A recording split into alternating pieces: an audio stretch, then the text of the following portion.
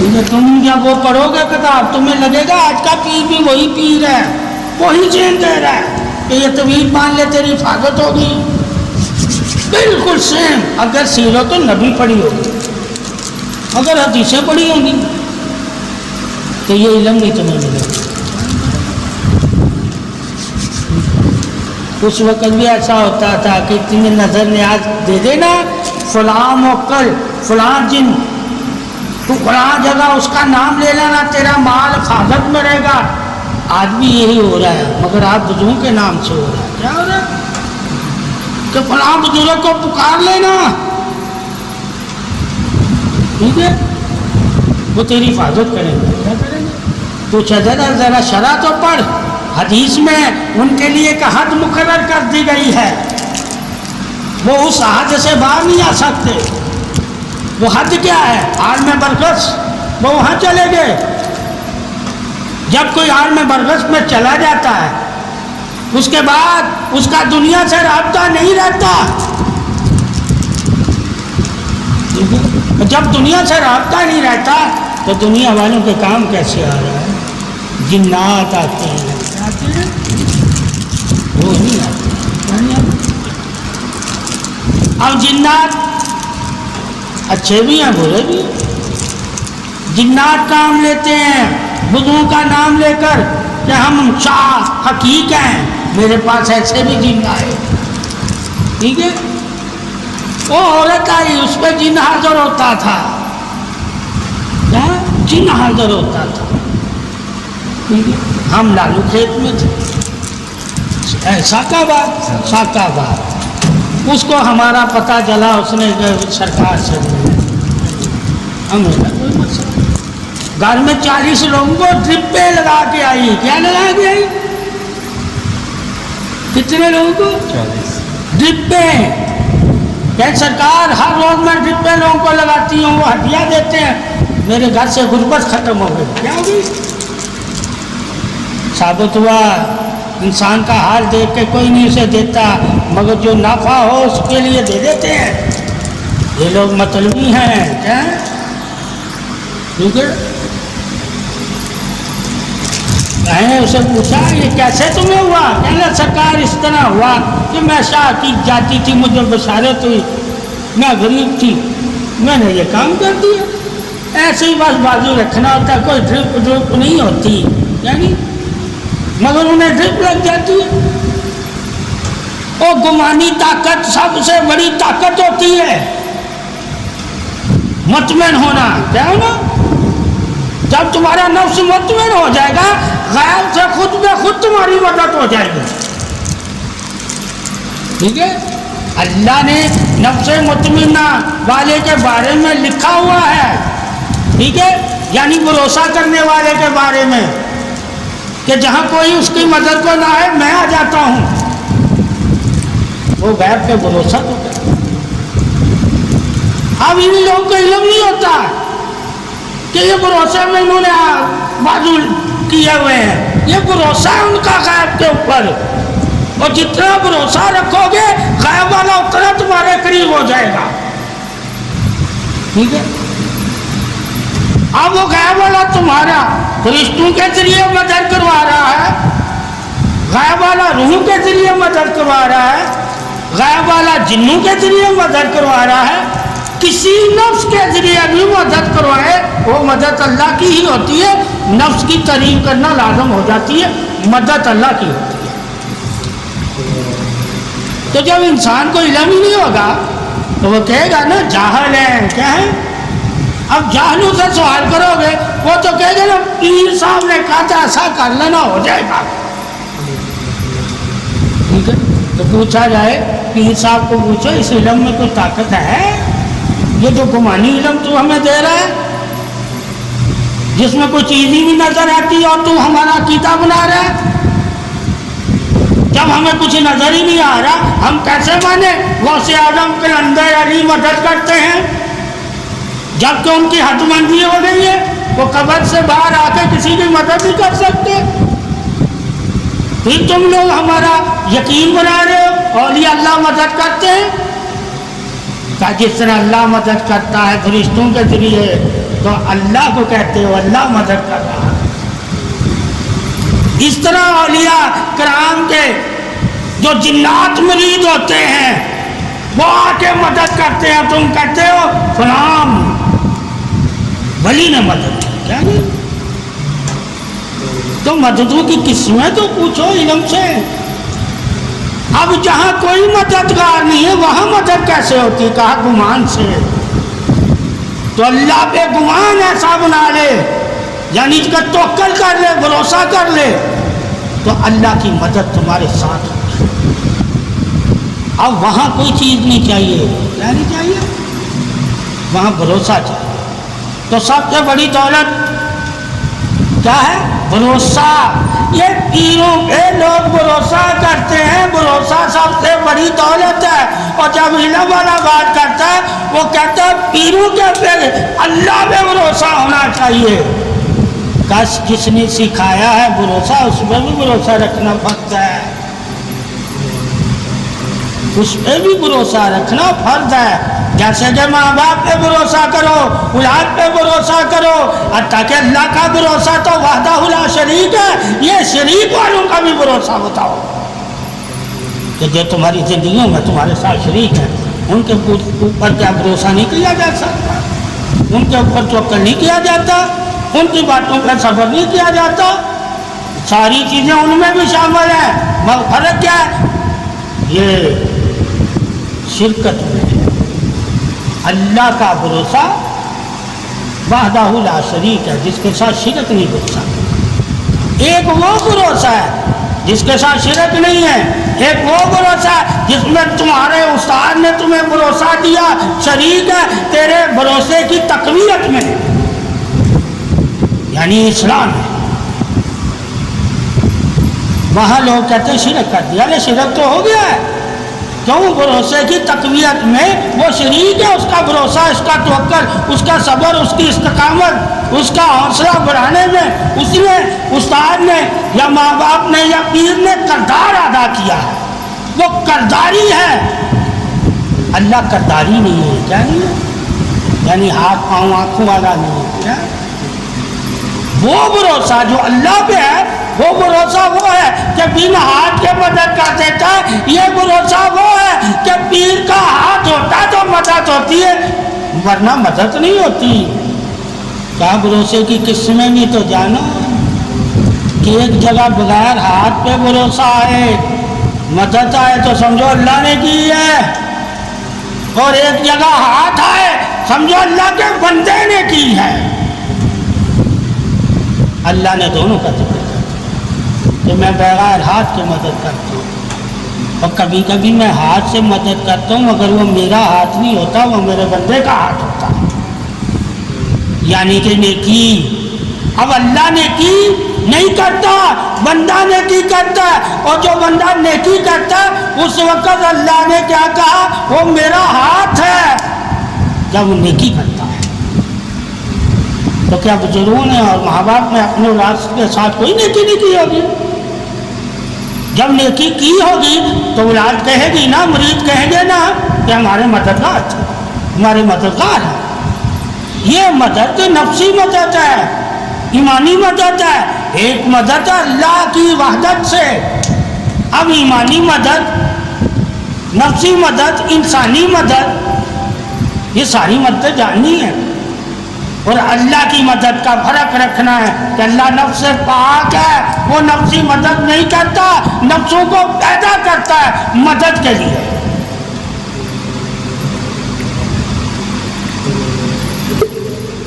اور پھر اللہ کہتا ہے جن نفسوں کو میں نے مدد کے لیے پیدا کیا ہے، تمہاری رہنمائی کے لیے، حدیث میں سب سے بڑی مدد تمہاری رہنمائی ہے، یعنی تمہاری پرورش، تمہارا حوصلہ، تمہارا علم۔ جن سے تمہیں علم ملے سمجھ لینا وہ سب سے زیادہ تمہارے خیر خواہ ہیں، اور جن سے پرورش ملے سمجھ لینا وہ بھی تمہارے خیر خواہ ہیں۔ تو خیر تو اللہ کرتا ہے نا، تو بندے کو خیر کی توفیق دی، مدد اللہ کرتا ہے، بندے کو توفیق دی، بندہ اللہ کی توفیق سے کرتا ہے، اور اللہ کسی کی توفیق سے مدد نہیں کرتا، اللہ خود سے مدد۔ یہاں صرف اتنا جاننا ہے کہ فلاں نے شفا دی، کہا فلاں نے شفا دی، اللہ نے اسے شفا دی تو شفا دی۔ اللہ تو جس کو شفا دے کسی سے مانگ کے شفا نہیں دیتا، بندہ کسی کو شفا دے تو اللہ سے مانگ کے شفا دیتا ہے۔ تو شرک کی قسمیں پھر پتہ ہوگی کہ ہر جگہ شرک کے فتوے نہیں لگتے۔ جب ہر جگہ ایک جیسی نظر آئے گی تو فتوے لگاؤ گے نا۔ جب علم تمہیں بتا دے گا یہ مدد انسانی ہے، یہ مدد نوری ہے، یہ مدد فرشتوں کے ذریعے ہے، یہ مدد جناتوں کے ذریعے ہے، یہ مدد مومنوں کے ذریعے ہے، یہ مدد عالم کے ذریعے ہے، یہ مدد صوفیوں کے ذریعے ہے، یہ مدد اولیاء کے ذریعے، یہ مدد اسموں کے ذریعے، بہت سی مددیں اللہ اپنے اسموں کے ذریعے کرتا ہے، یہ مدد قرآن کی آیتوں کی وجہ سے ہے، یہ مدد نیکیوں اور صدقے کی وجہ سے ہے، یہ مدد خیرات کی وجہ سے ہے، یہ مدد حسن سلوک کی وجہ سے ہے، یہ مدد تیرے حسن اخلاق اور مسکراہٹ کی وجہ سے ہے۔ اب مددیں تو بہت ساری، کچھ مددوں کی وجہ ہے اور کچھ مدد آتا ہے اس میں کوئی وجہ نہیں ہے، وہ اللہ کی مدد ہے، وہ کرے نہ کرے وہ مرضی ہے۔ تو جب گمان قوی کے ساتھ انسان بیٹھا ہوگا تو اسے تسکین تو ملے گی نا۔ تو پھر ایسے لوگوں سے کیا ملتی ہے؟ تسکین ملتی ہے، یعنی کہ دل اطمینان پا لیتا ہے۔ جب اطمینان میں دل آ جاتا ہے تو سائنس میں اور علم میں لکھا ہوا ہے کہ دل کی کیفیت کے صحیح ہونے سے بدن صحیح ہونے لگ جاتا ہے، تو تمام بدن میں دل سے ہی خون پہنچتا ہے، اور دل کی جیسی کیفیت ہوتی ہے ویسا ہی وہ خون بدن کو دیتا ہے اور بدن بھی ویسا ہی ہونے لگ جاتا ہے۔ یعنی کہ دل میں اگر گھبراہٹ ہوتی ہے تو بدن میں بھی گھبراہٹ پیدا ہو جاتی ہے، دل میں پریشانی ہوتی ہے تو بدن بھی لاغر ہو جاتا ہے، ٹھیک ہے۔ بدن پہ بھی کیفیت اور ہے، دل کی کیفیت اور ہے، مگر اثرات ہر جگہ دل کی وجہ سے ظاہر ہوتے ہیں اور دماغ کی وجہ سے۔ اب جس کا دل ہو دماغ نہ ہو اسے پتہ نہیں چلے گا مجھ پہ کیا بیت رہی ہے، اور جس کا دل اور دماغ ہو اسے پتہ چلتا ہے مجھ پہ کیا بیت رہی ہے۔ اور اگر ایسی کیفیت میں کوئی دوسرا انسان ہے تو اس کو بھی میرا جیسا ہی حال ہوگا۔ تو ایسا حال بتانا یہ علم نہیں ہے، یہ احساسات ہے۔ تو بہت سے لوگ بیماری کو دیکھ کے وہ بتا دیتے ہیں یا تجھے یہ بیماری ہے، مجھے بھی ہوئی تھی، اس کا یہ حال تھا، میں نے ایسا کیا صحیح ہو گیا۔ تو یہاں لوگ زیادہ ہر کسی کے مشورے کو فالو کرنے لگ جاتے ہیں۔ اس کی وجہ کیا؟ اعتماد ہے کہ یار اپنے نے بتایا ہے، علم نہیں۔ علم ہوگا تو وہ کیا کرے گا؟ علم والے کے پاس جائے گا۔ اعتماد ہوگا تو اپنے کے پاس جائے گا۔ تو یہاں زیادہ پاکستانی اعتماد کرتے ہیں اپنے بڑوں پر کہ بڑے ہمارے لیے ہماری خیر چاہتے ہیں، جب ان کے پاس جائیں گے تو وہ اور اچھا ہمیں بتائیں گے۔ اس لیے لوگ پیروں فقیروں ماں باپ کو زیادہ اہمیت دیتے ہیں، ان کو اپنا حال زیادہ سناتے ہیں، عالم دین کو اپنا حال نہیں سناتے، تو وہ دل کے قریب ہوتے ہیں۔ کہ عالم دین تو تمہیں شعور عقل دے گا تاکہ تم فیصلہ کر سکے، تو تو نے کس کے قریب ہونا ہے، وہ قریب ہونے کا فیصلہ بتائیں گے کہ علم کہتا ہے ان لوگوں کے قریب ہو جاؤ اور ان سے دور ہو جاؤ۔ جب علم تمہیں قربت کے بارے میں بتائے گا کہ ان کی قربت اختیار کرو، وہ تمہیں درس نہیں دیتے، وہ خوشبو دیتے۔ خوشبو کیا ہے ان کی؟ دلوں کو مہکانا۔ انہیں دیکھ کر تمہارے دل مہکنے لگ جائیں گے، سر سبز ہو جائیں گے۔ حدیث کیا کہتی ہے؟ سر سبز کہاں دل ہوتا ہے؟ جہاں نور ہوتا ہے۔ جس کے پاس نور ہوگا اس کے قریب بیٹھو گے تو وہ تمہارے دل بنجر کو برسات نور سے پھر سے سر سبز کر دے گا۔ اب علم کیا بتاتا ہے؟ سر سبز دل کن کے ہوتے ہیں؟ تو علم بتا دے گا ان لوگوں کے دل سر سبز ہوتے ہیں جو ہر وقت اللہ کا ذکر کرتے ہیں، اللہ کی عبادت کرتے ہیں، اللہ کی حمد و ثنا کرتے ہیں، اللہ کی تعریف کرتے ہیں، اللہ کے اسموں سے اللہ کے قریب ہو جاتے ہیں، اللہ کی پاکی اختیار کرتے ہیں۔ پھر ہم ان لوگوں کی تلاش میں، علم کہے گا نکلو ان کی دعا میں سنتا ہوں، کیونکہ وہ کبھی مجھ سے غافل نہیں ہوتے۔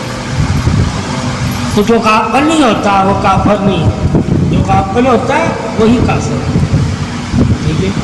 تو جب ہم دھیان دیں گے کہ دین سے غافل کون ہے، دین سے غافل اور ہے، اللہ سے غافل کون ہے؟ اگر دین تک رہو گے اور دین تمہیں اللہ کے قریب نہیں لے کے جاتا، قرب والوں اور انعام والوں میں شامل نہیں کرتا، اور انعام والوں کو حمیت، محبت، چاہت، انسیت تمہارے دل میں دین بیدار نہیں کرتا، تو سمجھو تمہارے دل بے نور ہے۔ تو ثابت ہوا کہ یہ ان کے قریب کر کے تمہیں نوری بناتا ہے انعام والوں میں۔ اس لیے دعا میں، نماز میں جب ہم عالم شریف سورہ فاتحہ پڑھتے ہیں تو سب سے پہلے دعا یہ مانگتے ہیں کہ اللہ ہمیں انعام والوں میں شامل کر، ٹھیک ہے؟ یہ نامعلوم میں شامل کر کے بخشے کیوں ہے؟ اللہ کلمے سے بخشا دے دیتا، جو بھی اس نے بتا دیا کہ اگر نامعلوم میں نہیں شامل ہوگے اور صرف کلمہ ہی پڑھا ہوگا اور شرک نہیں کیا ہوگا، شرک نہیں کیا کسی قسم کا شرک، تو قیامت والے دن میں کلمے کی وجہ سے بھی تمہیں معاف کر، وہ معافی ہے، انعام والوں میں شامل تو نہیں ہے نا۔ ایک ہے انعام والوں میں شامل ہو کے مرنا، ایک ہے معافی ہو، معافی ہو کے بھی انعام والوں میں شامل نہیں ہو سکتا، ٹھیک ہے؟ جنت ملے گی، دوستی نہیں ملے گی، کیا نہیں ملے گی؟ ٹھیک ہے؟ ایک کو دوستی مل گئی، ایک کو جنت مل گئی، مگر جنت میں سے دوست نظر ضرور آئیں گے مگر قریب نہیں ہو سکتے،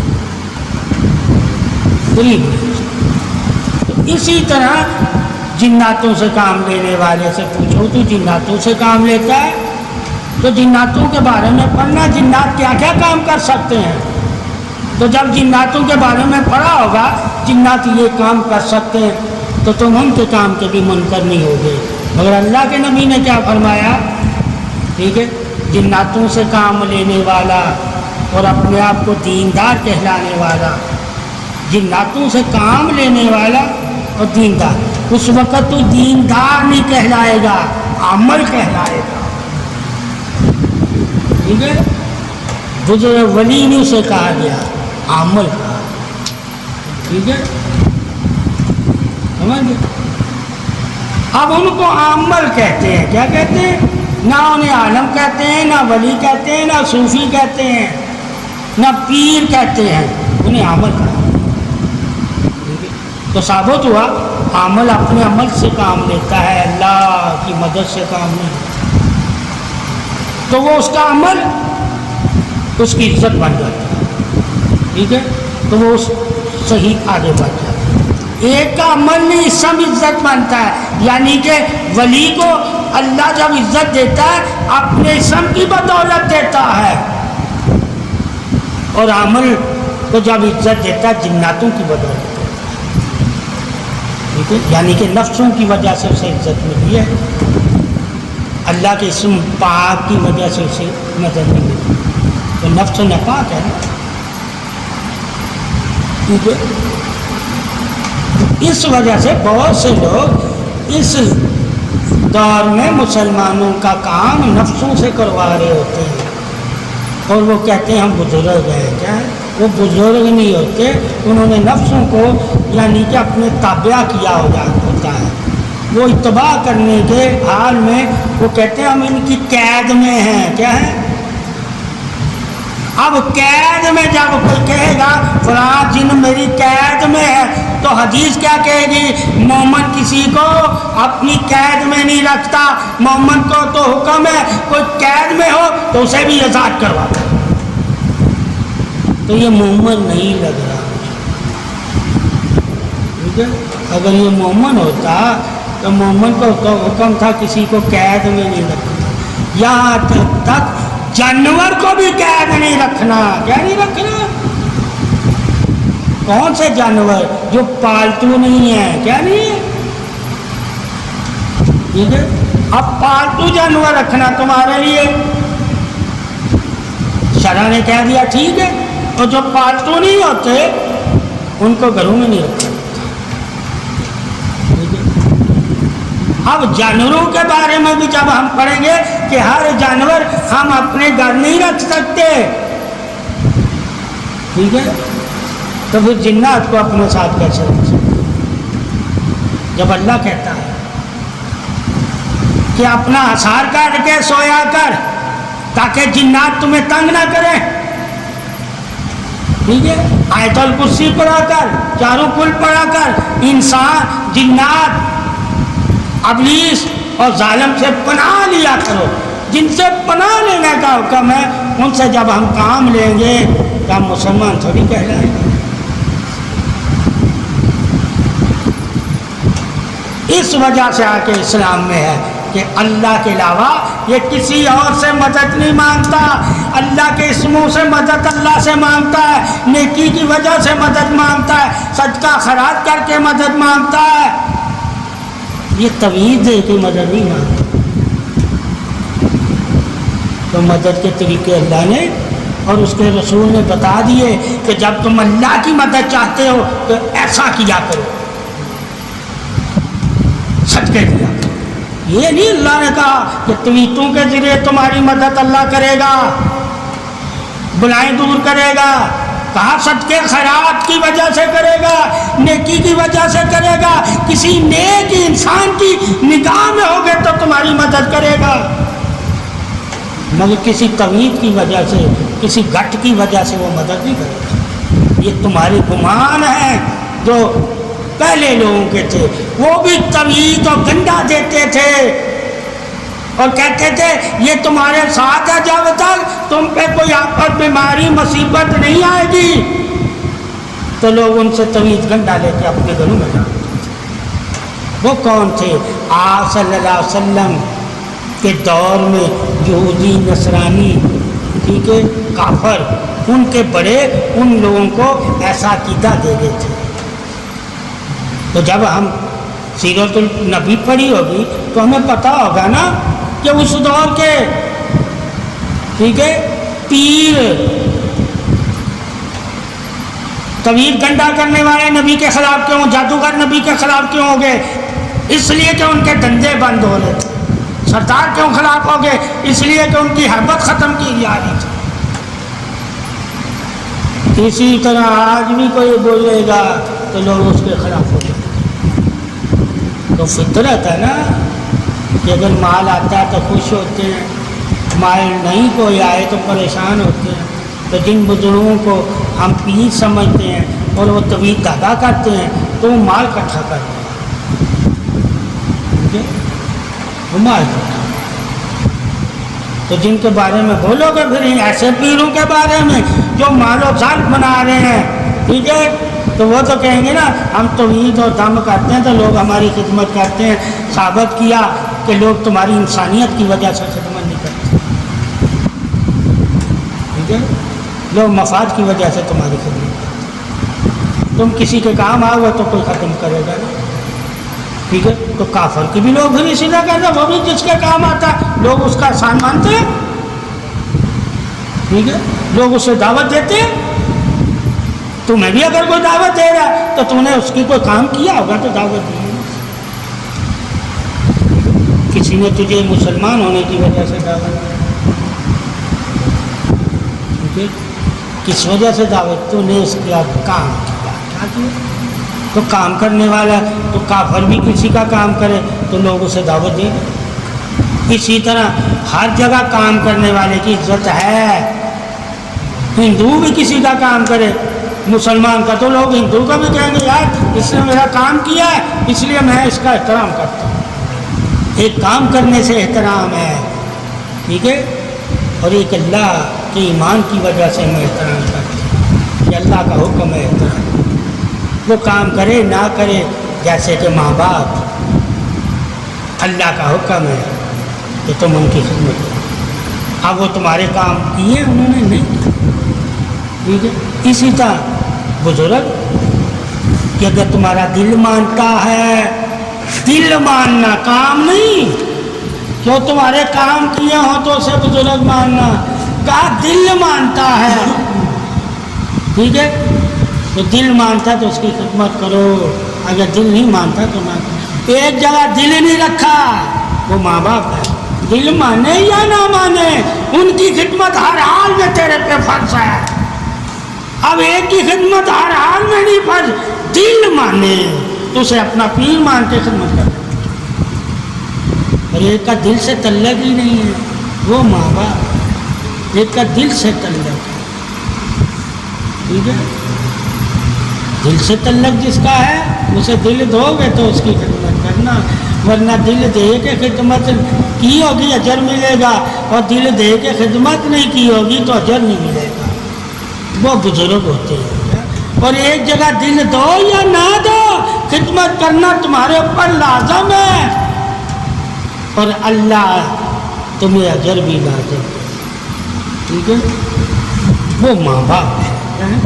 یہاں اجر لازم نہیں ہے، کیا نہیں ہے؟ اگر دل میں ہے تو ملے گا، دل میں نہیں ہے تو نہیں ملے گا۔ اس لیے کہتے ہیں بزرگان دین کے پاس جاؤ تو عقل نہیں لے کر جاؤ، دل کھول کے جاؤ، تاکہ دل میں ہمارے کوئی بات بیٹھے گی تو ہمارا دل روشن ہو جائے گا، اور جو عقل لے کر جائیں گے وہ کبھی وہاں ہدایت نہیں پائیں گے، جو عقل ان کو تابع ہونے نہیں دیتی، کیونکہ عقل ترازو ہے، ٹھیک ہے، اور ترازو کو جو تابع کر لے وہ بے ایمان ہوتا ہے، ٹھیک ہے، وہ بے ایمان ہوتا ہے کہ اپنی مرضی سے ترازو کو جس طرح مرضی کر لے، ٹھیک ہے، اس لیے اس سے وہ کام لو، ٹھیک ہے، جو اس کا کام ہے، اور دل سے وہ کام لو جو دل کا کام ہے۔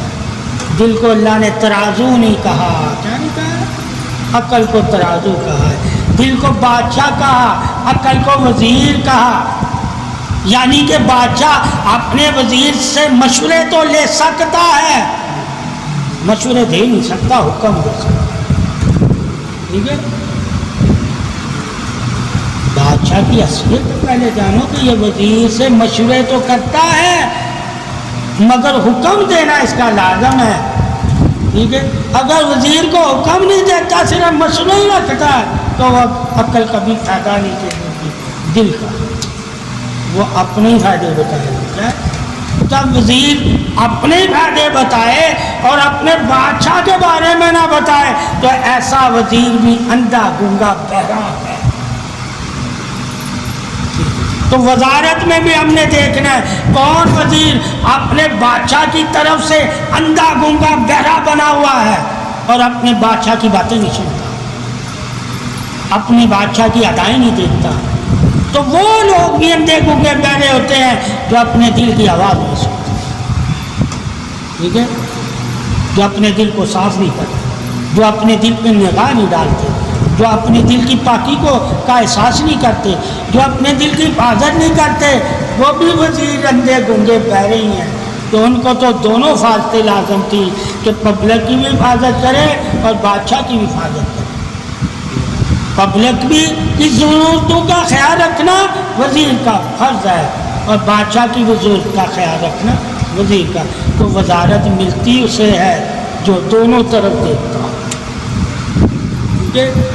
کہ بادشاہ کیا چاہتا ہے، پبلک کیا، اب بادشاہ کی چاہت اس نے پبلک کو بتانی ہے اور پبلک کی چاہت بادشاہ کو بتانی ہے، تو ثابت ہوا یہ دونوں کی چاہتیں بتانے والے ہوتے ہیں وزیر، کہ پبلک کو بتائیں بادشاہ تم سے یہ چاہتا ہے اور بادشاہ کو بتائیں پبلک تم سے یہ چاہتی ہے، پھر اس میں بادشاہ کی طاقت کا پتہ چلتا ہے کہ وہ پبلک کی امیدوں پہ پورا اترتا ہے، اور پبلک کی طاقت کا پتہ چلتا ہے تو بادشاہ کی امیدوں پہ پورا اترتی ہے، جب پورا اترے گی تو وہ جسم خوشحال ہوگا، اب ایک پورا اترے اور ایک نہ اترے وہ بھی جسم بدنام ہوگا، کئی دفعہ پبلک بدنام کرتی ہے، کئی دفعہ وزیر بدنام کر دیتے ہیں بادشاہ، اور کئی دفعہ بادشاہ وزیر اور پبلک کے ذریعے بدنام ہوتا ہے،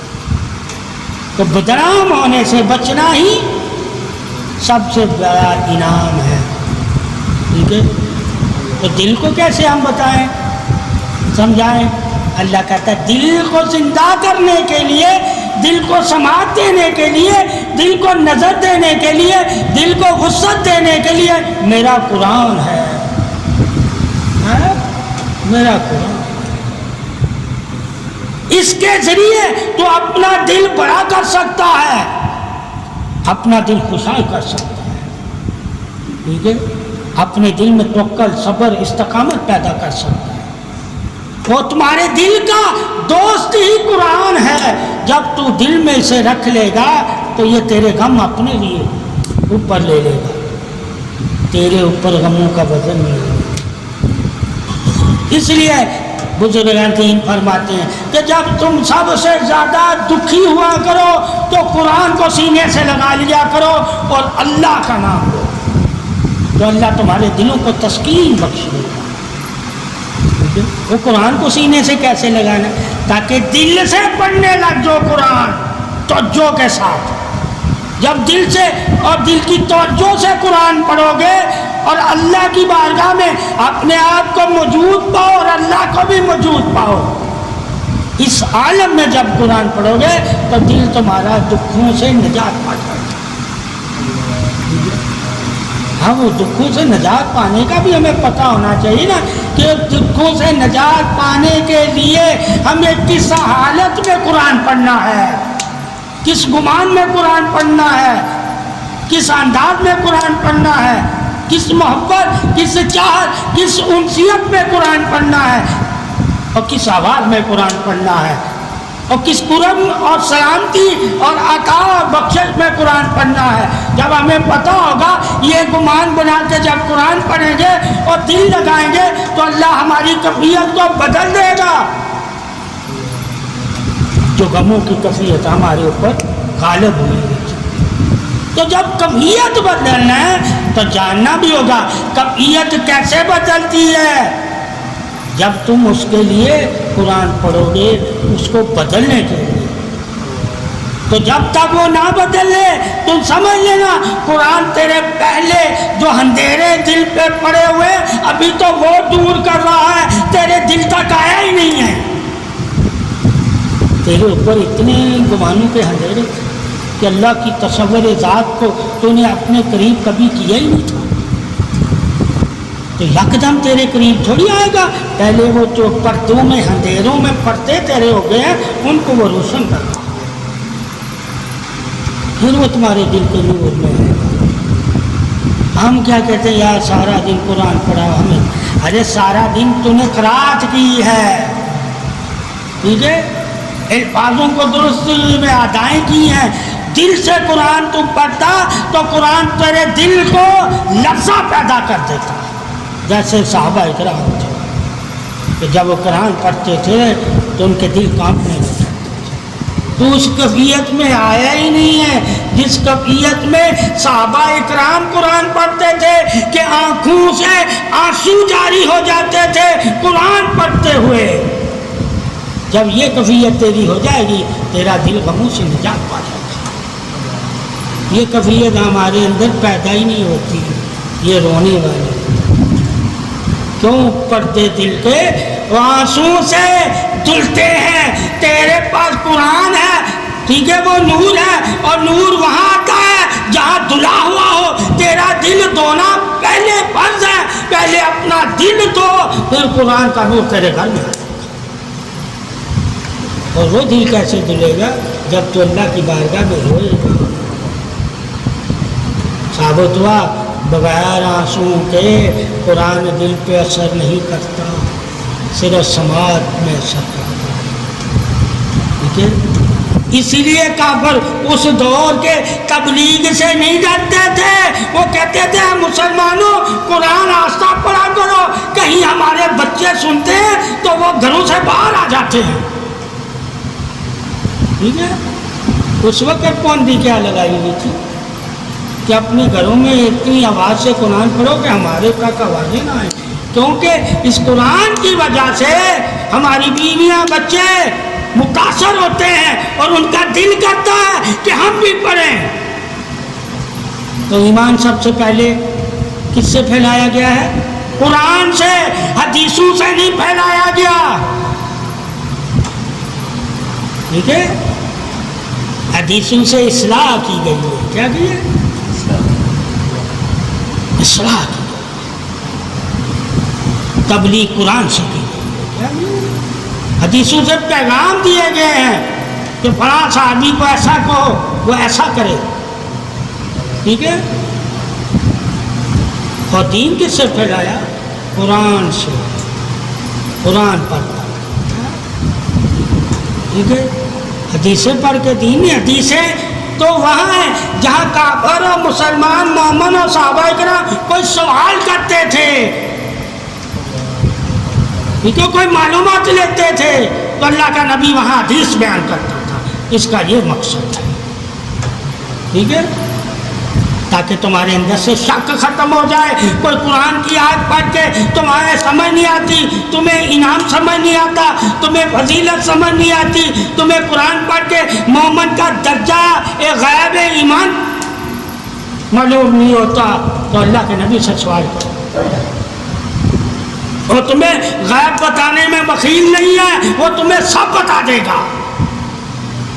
تو پھر لوگوں نے سوال کیے کہ قبر میں کیا کیا ہوگا، جنت کے کتنے درجے، کس جگہ ہم ہوں گے، کیسے آپ سے ملاقات ہوگی، کون آپ کے قریب ہوگا. قرآن تو نہیں بتا رہا کون قریب ہے. آپ صلی اللہ علیہ وسلم نے وہ حدیثیں بن گئی. کیا بن گئی؟ وہ حدیثیں. قبر کے عذاب بتائے. وہ عذاب حدیثیں. موت کے کلو نفس ذائقۃ الموت تو اللہ نے کہہ دیا. اب موت کے بعد کیا ہوگا وہ حدیثوں میں. تم سے سوال کیا، قرآن نہیں کہہ رہا، تم سے سوال کیا جائے گا. ٹھیک ہے. من ربو کا، من دینوں کا، ٹھیک ہے، من رسول کا. حدیث کہہ رہی سب سے پہلے تو سے. ٹھیک ہے.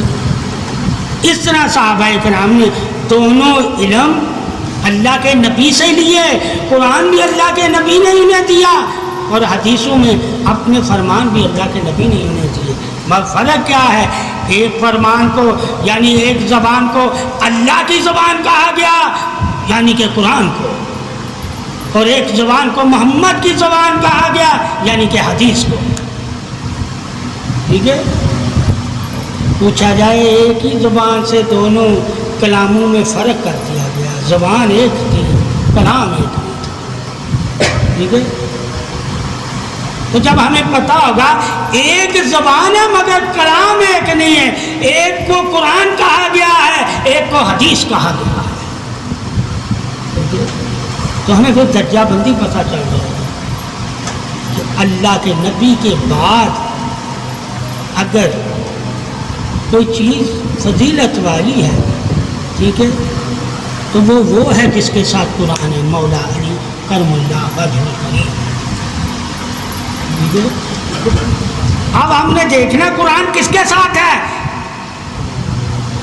اور کس کے ساتھ حاضر ہوگا.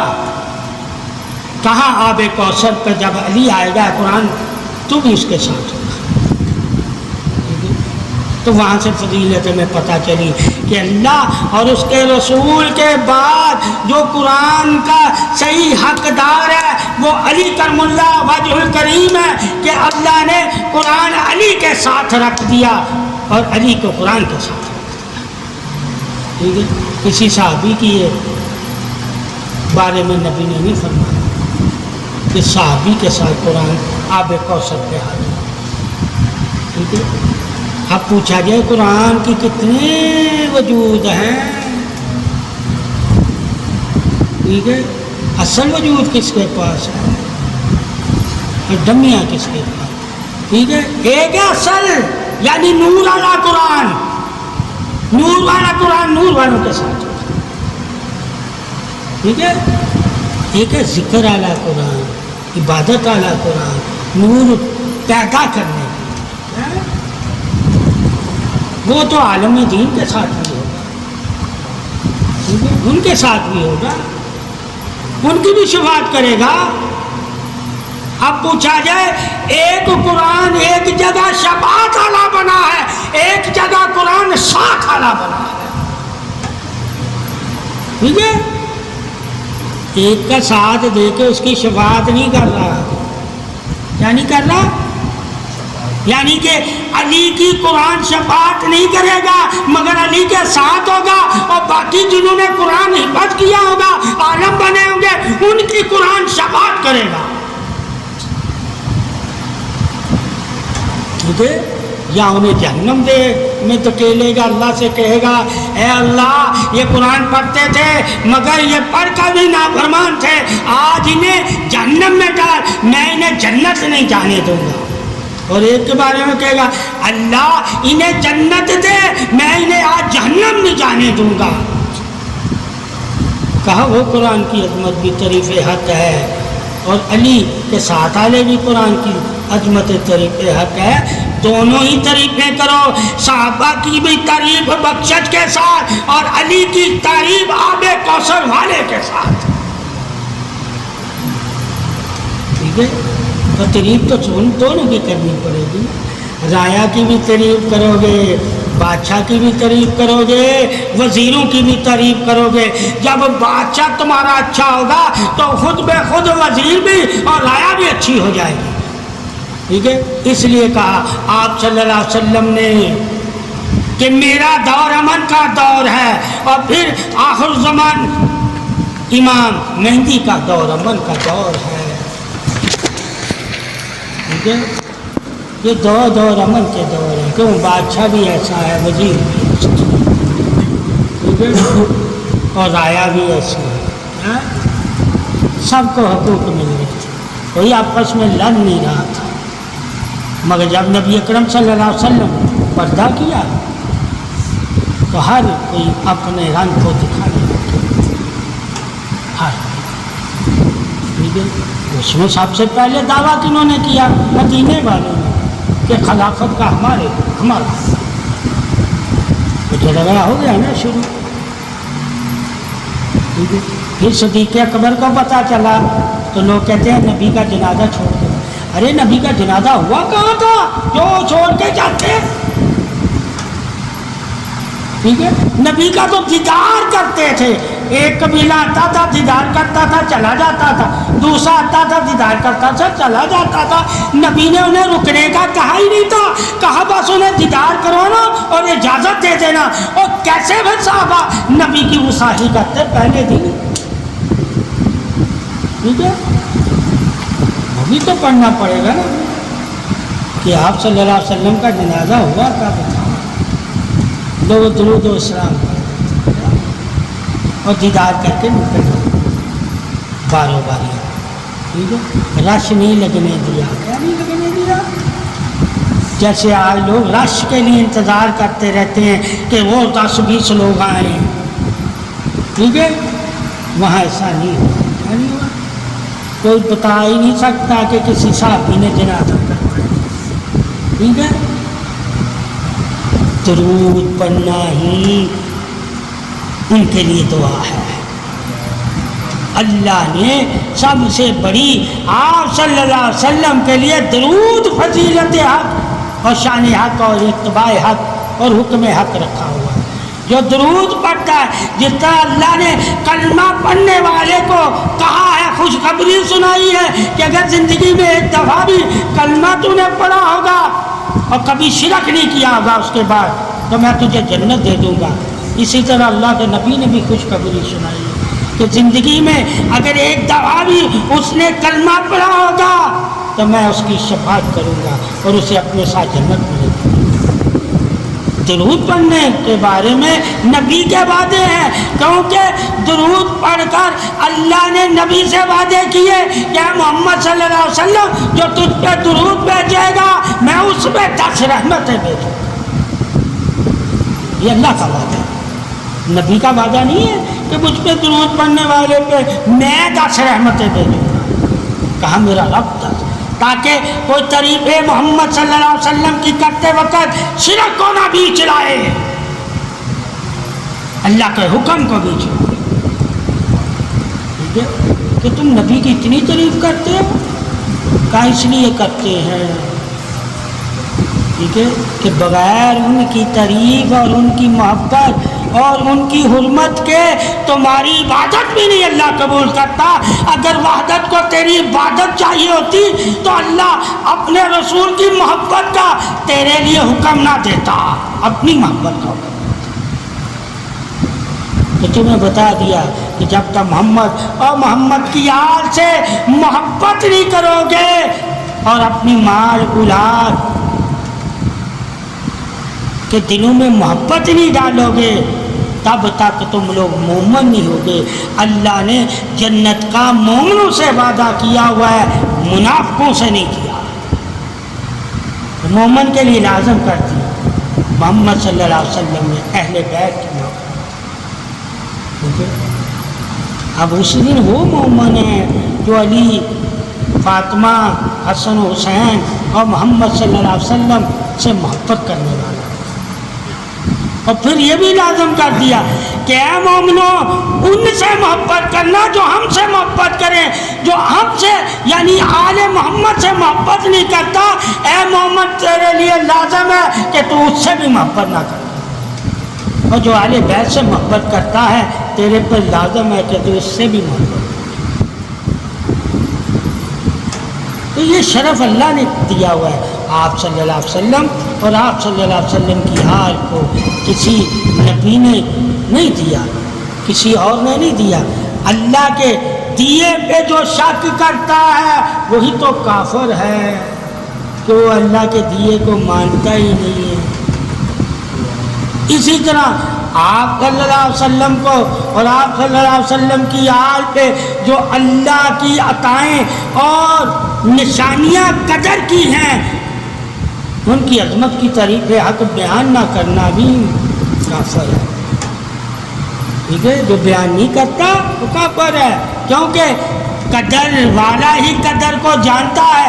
اگر مومن کو قدر کا علم اللہ نے دیا ہے یعنی کہ قرآن، تو وہ قرآن کس کے لیے دیا ہے؟ محمد صلی اللہ علیہ وسلم اور انعام والوں کے میں شامل ہونے کے لیے، یعنی کہ جن پہ اللہ نے اپنی قدریں ظاہر کی ہیں۔ تو کن پہ کی؟ اللہ نے کہا آدم نبی رسول ولی، اور سب سے بڑھ کر محمد صلی اللہ علیہ وسلم اور محمد صلی اللہ علیہ وسلم کیا، میں نے اپنی تمام قدریں ان پہ نازل کر دی، یعنی کہ قرآن۔ ٹھیک ہے، اب قرآن کا دروازہ ہے نا، جس کی وجہ سے ہمیں وہ قرآن ملا ہے، اس کی قدر نہ کرے تو ہم نے قرآن کی قدر۔ تو قرآن میں ہمیں ہر جگہ یہ کہتا ہے اللہ رسول کا پیغام لوگوں کو دینا، اپنا پیغام نہ دینا۔ اللہ رسول کی لوگوں کو باتیں بتانا، اپنی ذاتی باتیں رائے نہ دینا۔ اللہ رسول کے حکم پہ لوگوں کو چلانا، ذاتی حکم نہ لوگوں پہ کرنا۔ تو جہاں ذات ختم ہو وہاں قرآن رسول اور خدا ہے۔ کہ قرآن اور رسول اور خدا کے آگے تو اپنے ذاتی پیغام ان سے بڑھ کر انہیں اہمیت نہیں دے سکتا۔ تو انہیں قرآن کے پیغام، اللہ رسول کے پیغام کو ہی سب جگہ پھیلانا ہے۔ یہ تیرا قرآن پڑھنے میں، علم لینے میں یہ اللہ نے تجھے حکم دیا ہے۔ اگر تو نے دین اسلام کا علم لیا ہوا ہے تو دین اسلام کا علم کیا ہے؟ اللہ اور رسول کے فرمانوں کو دوسروں تک پہنچاتے رہنا۔ یہ نہیں کہا گیا اپنی ذات کے فرمان دوسروں تک پہنچانا۔ ٹھیک ہے، تو جب ہم اپنی ذات کو بیچ لے آئیں گے تو لوگ تو گمراہ ہوں گے نا، تو پھر ہماری بھی تعریف کریں گے، تو پھر اس طرح علی کی تعریف ہونے لگ گئی۔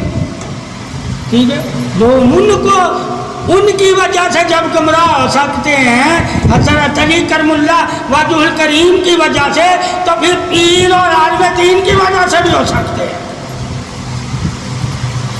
ٹھیک ہے، تو یہ جاننا ہے کہ علم والوں کی وجہ سے بہت سے لوگ گمراہ ہو جاتے ہیں اور بہت سے لوگ حق پہ آتے ہیں۔ ٹھیک ہے، لازمی ہر علم والا ہی تمہیں حق بتا رہا ہے، اور ہر علم والے کی بات کو تو حق مان۔